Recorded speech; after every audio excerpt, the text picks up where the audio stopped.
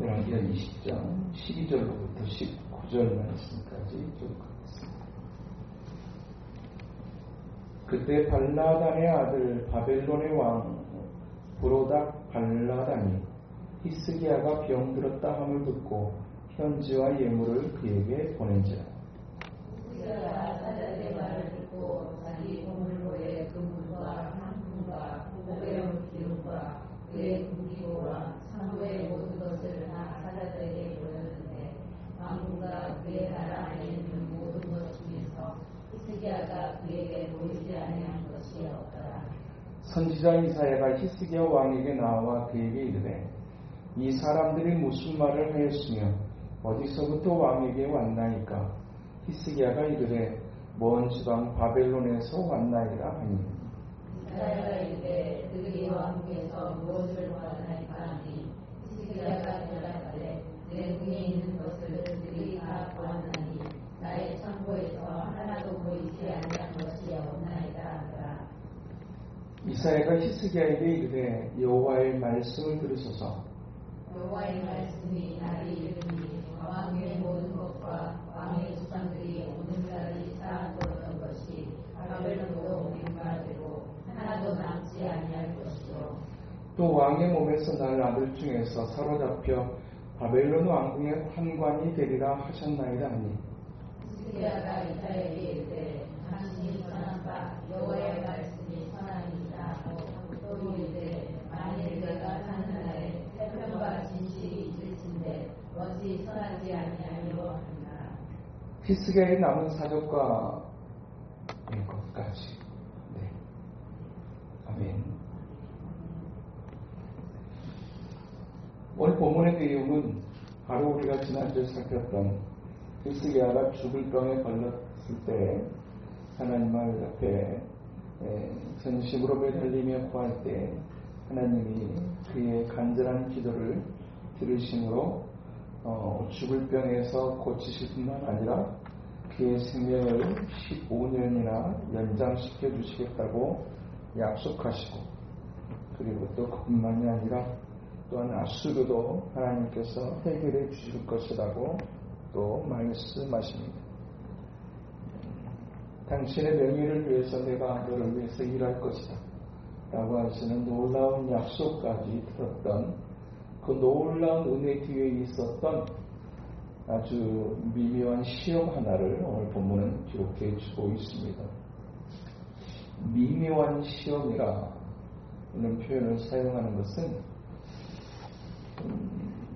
사실 우리가 어떤 하나님의 은혜를 경험하고 나면 정말 그 은혜에 대한 감사와 감격이 있는 것이 자연스럽고 당연한 것이고 또 그 은혜를 경험하게 되게 될 때 우리의 영혼은 감사와 기쁨으로 충만하기 마련인데 그렇게 감사와 기쁨으로 충만했을 때 찾아왔던 시험 하나 그 시험을 오늘 본문은 다루고 있기 때문입니다. 그렇게 충만한데 그렇게 충만했던 상황 속에 그 충만한 사람이 왜 이렇게 이거 하나를 분별하지 못했을까 싶은 의아함이 드는 시험이 오늘 본문의 내용인 것입니다. 왜 이 시험에 들었을까에 대해서 오늘 우리가 읽은 성경 본문에는 그냥 그 있었던 그냥 사건을 사실적으로 그냥 기록해주고 있지만 역대하 32장에 보게 되면 그 시험에 들게 됐던 이유가 무엇인가를 기록해 주는데 32장 24절에서 25절에 보면 이적을 보이셨으나 히스기야의 마음이 교만하여 라고 기록합니다. 교만이라고 하는 것은 어떤 다른 사람들, 이상한 사람들, 나쁜 사람들, 하나님 없는 사람들에게만 있는 것이 아니라 하나님의 큰 은혜를 받고 난 다음에 사람에게도 일어날 수 있는 것입니다. 정말 죽을 병에 걸렸는데 하나님이 생명을 15년이나 연장시켜 주시겠다고 약속하시고 그 나라를 그토록 괴롭혔던 아수르까지 내가 물리쳐 주겠다고 말씀하시고 난 당신의 이름을 위해서 당신의 명예를 위해서 내가 너와 함께 할 것이라고 하는 약속까지 받을 정도가 되었다고 하면 그가 하나님의 은혜를 처음 경험한 사람이라면 모르겠으나 하나님의 놀라운 역사하심을 경험했던 그런 왕이었던 까닭에 또 역대 유다 왕들 가운데서도 영적으로 정말 신실하게 하나님 앞에서 시간들을 보냈던 사람이었기에 또한 그 정도의 은혜를 경험하겠다고 한다면 이렇게 순식간에 그렇게 될 수 있을까 싶은 의아함이 있게 되어지는 것입니다. 왜 그렇게 됐을까? 그의 마음이 교만해요. 또 한 가지 이 역대하 32장에서는 이 열왕기하 20장에서는 기록하지 않는 또 하나의 중요한 부분 하나를 다루고 있는데 이 역대하 32장 25절에 보면 이렇게 기록합니다. 히스기야가 마음이 교만하여 그 받은 은혜를 보답하지 아니함으로 하나님의 진노가 그와 유다와 예루살렘에 내리게 되었나니라고 기록합니다. 은혜를 받고 난 다음에 히스기야의 태도가 교만했는데 그 교만함이 어떤 모습으로 나타나느냐? 하나님께서 베푸신 은혜에 대한 보답이 없었다. 뭔가를 받았으면 받은 것에 대한 반응이 나타나야 되는데 그 당연한 반응을 소홀히 했던 히스기야의 모습을 역대하 32장은 기록해주고 있어요. 하나님께서 베푸신 은혜 앞에 감사함으로 반응하지 않았던 그 결과가 하나님의 진노로 이어지게 됐는데 그 하나님의 진노는 이스라엘에게 심각한 문제를 일으키게 됐다. 그 하나님의 진노의 방편이 오늘 생각하지도 못하는 한 사건으로 이어지고 있는 것을 오늘 본문에 기록해주고 있습니다. 오늘 본문에 보면 12절에 보면 그때 발라단의 아들 바벨론의 왕 브로닥 발라단이 히스기야가 병들었다 함을 듣고 편지와 예물을 그에게 보낸지라 라고 그렇게 기록합니다. 오늘 본문의 12절의 내용을 보게 되게 되면 히스기야가 병이 들었다는 소식을 듣고 그에게 이제 위로의 편지와 예물을 보낸 것처럼 그렇게 기록하고 있지만 역대하 32장을 들여다보면 그것이 아니고 오히려 그 죽을 병에 걸렸던 상황 속에서 하나님의 은혜를 베푸셔서 그의 생명을 건지시고 그리고 태양을 10도나 뒤로 물러가겠다라고 하는 그 놀라운 표적에 관한 소식을 듣고 이 바벨론 왕이 이제 편지와 예물을 그에게 보냈다라고 그렇게 기록해 줍니다. 그러니까 죽을 고비를 넘기고 난 다음에 생각하지도 못했던 사절단을 맞이하게 된 겁니다. 그런데 그 사절단이 어디 섰던 사절단이냐면 바벨론의 사절단이었어요. 친히 왕이 보낸 사절단을 맞이하게 되어지는데 그가 그 사절단을 맞이하면서 굉장한 기쁨을 가지면서 이제 안내를 하는데 이게 간단한 안내 정도가 아니라 우리가 이렇게 나라가 되어져 있습니다 라고 하는 그냥 단순하고도 간단한 어떤 안내 정도가 아니라 오늘 본문에 기록한 것처럼 13절에 히스기야가 사자들의 말을 듣고 자기 보물과의 금은과 향품과 보배로운 기름과 그의 군기고와 창고의 모든 것을 사자들에게 보였는데 왕궁과 그의 나라 안에 있는 모든 것 중에 히스기야가 그에게 보이지 아니한 것이 없더라. 사실 바벨론은 영적인 측면에서 절대로 일치를 볼 수 없는 민족입니다.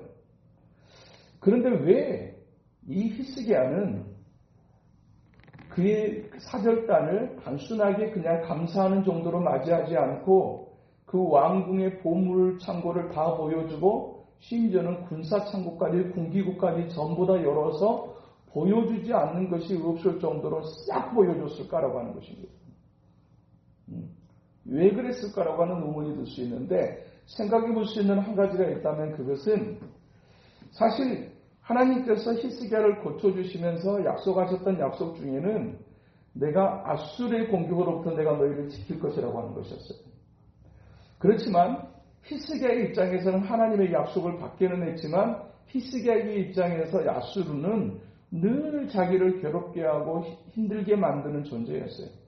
그런데 그 아수르의 공격을 2번에 걸쳐서 받았던 이 히스기야의 입장에서는 이 아수르는 언제든지 나를 공격할 수 있는 우리를 공격할 수 있는 대상인데, 그런데 내가 이 바벨론과 만약에 좋은 관계를 맺는다고 하게 되게 되면 이 아수르의 공격으로부터 내가 더 안전하게 이 나라를 보존할 수 있을 거라고 하는 인간적인 생각 때문이었어요. 하나님의 약속이 있지만 사람이 또 사람인지라 하나님의 때로는 약속이 때로는 잊혀지고 기억하지 못하며, 그리고 사람의 어떤 호의나 사람의 어떤 그런 이제 관심이 또 사람의 인정이라고 하는 것이 생각하지도 못하게 자신의 마음을 풀어버릴 수 있다라고 하는 사실입니다.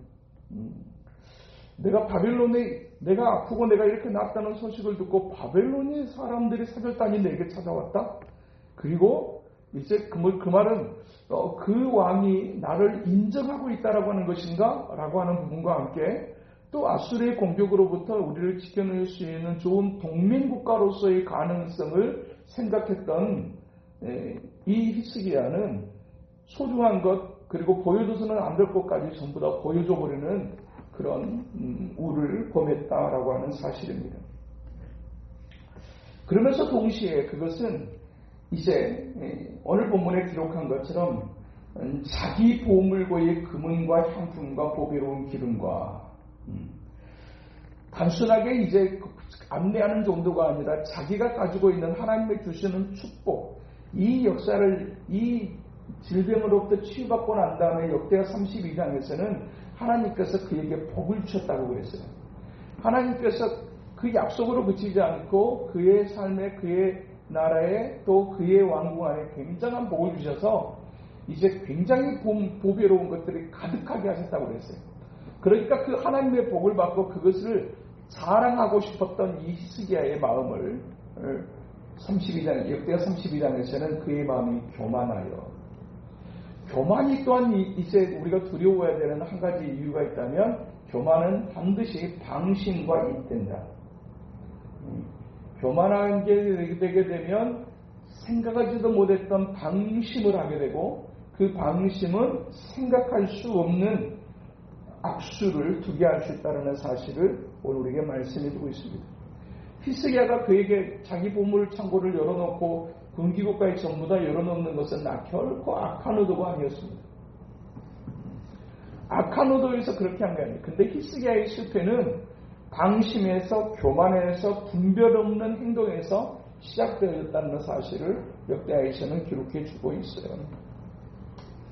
우리가 여기서 하나님의 은혜 가운데 지금까지 왔다고 우리가 인정하고 고백하게 된다고 하면 우리가 절대로 놓치지 말아야 될 몇 가지, 하나님의 은혜에 따르는 사실을 늘 기억하고 그에 따른 반응에 집중할 수 있어야 됩니다.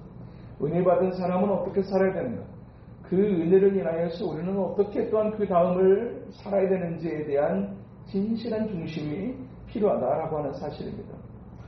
은혜를 받은 것으로 끝나는 것이 아니라 은혜가 또 다른 은혜로 이어지기 위해서 우리가 늘 영적으로 깨어있고 겸손한 태도를 취하는 일은 얼마나 중요한 것인지, 그렇게 놀라운 기적 같은 은혜를 경험했던, 인류에 딱 2번밖에 없는 해가 중천에 떴던 여호수아 시대의 사건과, 그리고 딱 2번째로 등장하는 이 해가 10도를 뒤로 무르는 이 사건을 경험했던, 그러니까 가장 놀라운 기적 같은 은혜를 경험했던 히스기야였어요.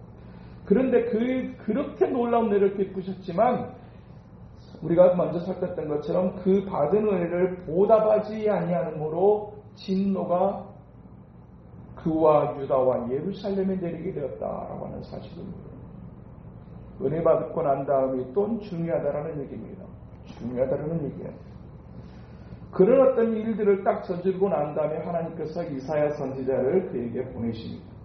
그러면서 이제 그에게 묻게 하십니다. 그 사람들이 무슨 말을 하였으며 어디서 왔습니까? 그리고 왕궁에서 무엇을 보았습니까? 이 2가지를 질문합니다.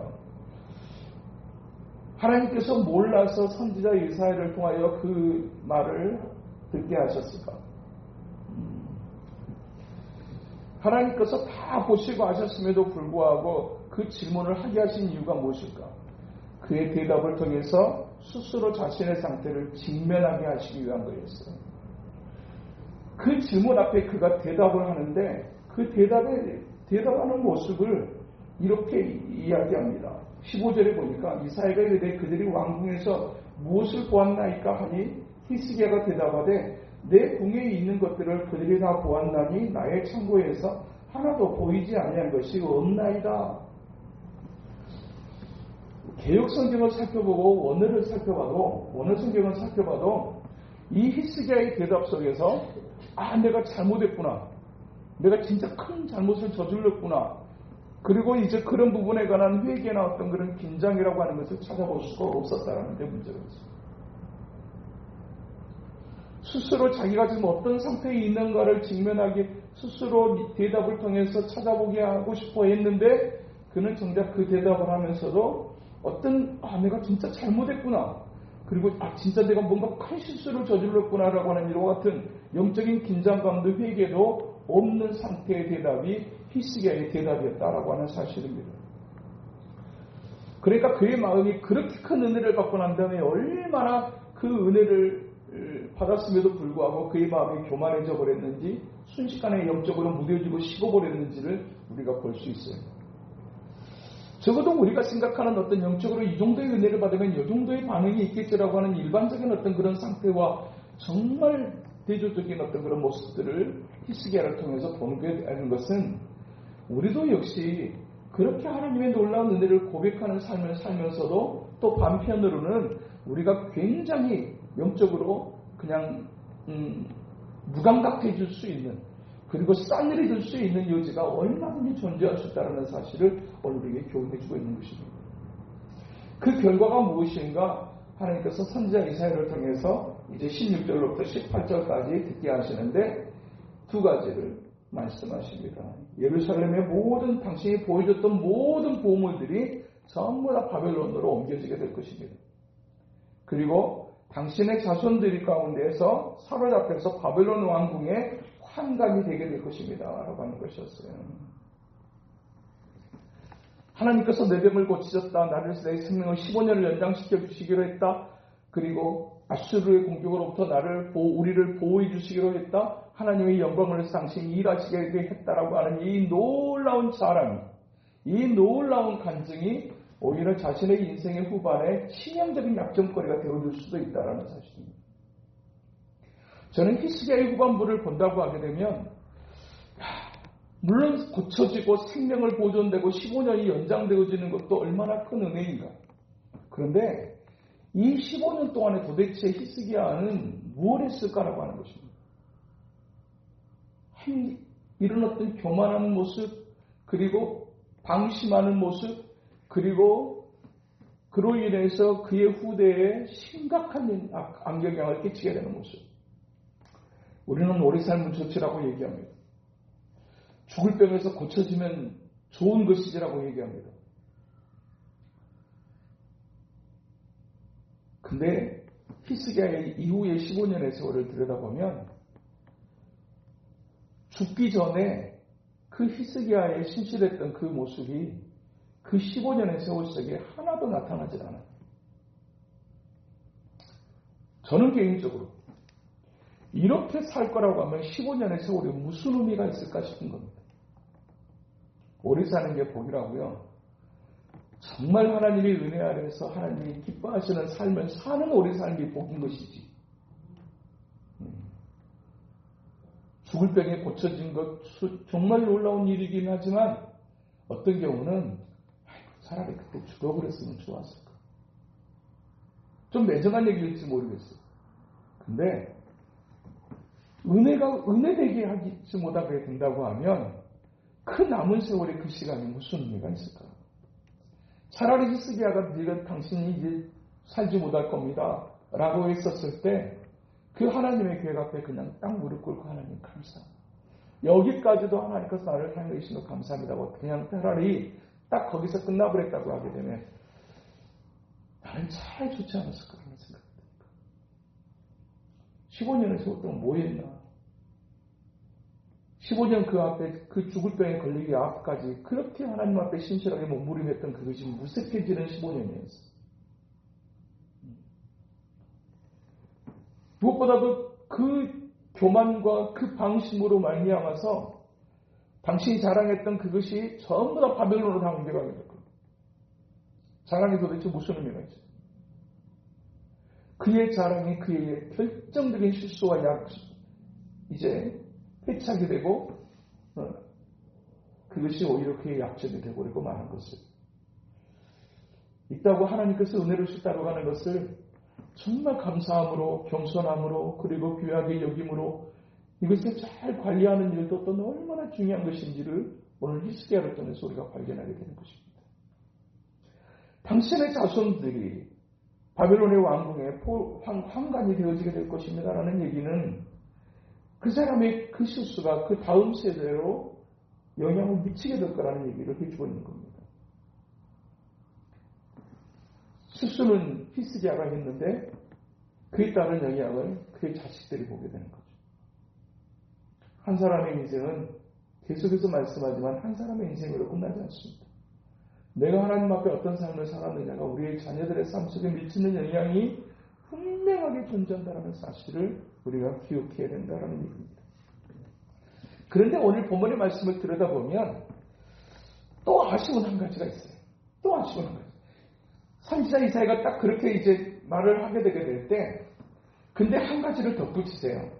히스기야가 19절에 보니까 히스기야가 이사야에게 이르되 당신이 전한 바 여호와의 말씀이 선하시니이다 하고 또 이르되 만일 내가 사는 날에 태평과 진실이 있을진데 어찌 선하지 아니하리요 하니라. 그러니까 히스기야가 살고 있을 때는 별일이 없을 거라는 얘기입니다.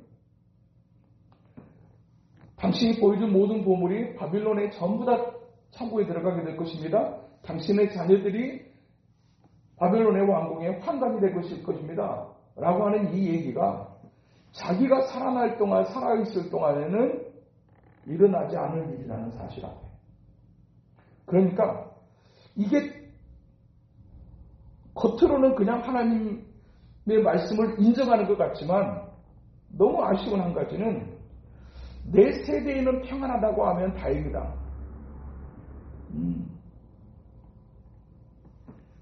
자기의 그 실수로 인해서 장차 일어나게 될 바벨론의 공격과 그리고 바벨론에게 다 잃어버리게 될 것 그리고 자기의 자녀들이 당하게 될 그 고난에 대해서 힘들어하고 고통스러워하는 장면들이 나타나지 않아요.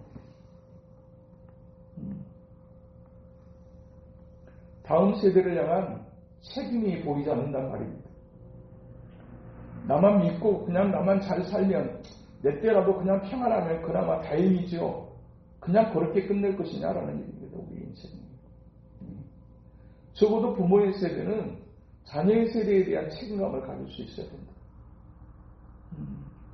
그것에 대한 고민과 그것에 대한 괴로움을 가지지 않는 그런 히스기야의 모습이 정말 이 시대에 믿음을 지키며 산다고 하지만 정말 우리의 이것이 진짜로 우리의 영혼을 가늠하는 믿음이라면 진짜 영원한 천국과 영원한 지옥으로 가르게 되는 그 가장 중요한 방편이 신앙이라고 하는 측면을 우리가 진짜로 믿는다고 하면 우리의 자녀 세대에 믿음이 없는 것에 대해서 우리가 이토록 평안하면 되느냐는 얘기입니다. 물론 나름의 괴로움도 있고 나름대로 고민도 있고 나름의 어떤 그런 진짜 기도도 있는 것도 분명하게 우리가 알 수 있지만 현상적인 측면으로 교회 안에 청년들이 사라져가고 주일학교가 없어져갑니다.